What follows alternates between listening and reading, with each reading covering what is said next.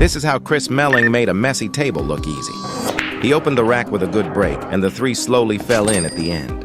However, if he went with stripes, he had to find a way to free up the 9 and 11, since they were tied up in clusters.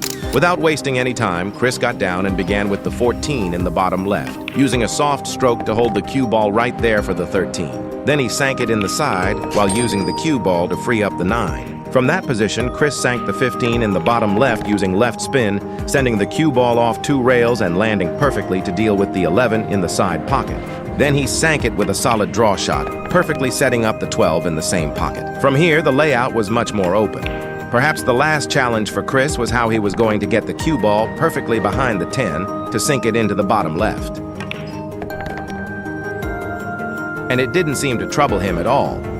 Finally, Chris sank the 10 with a 2-rail shot, bringing the cue ball perfectly behind the 8, before sending it into the bottom left to close out the rack.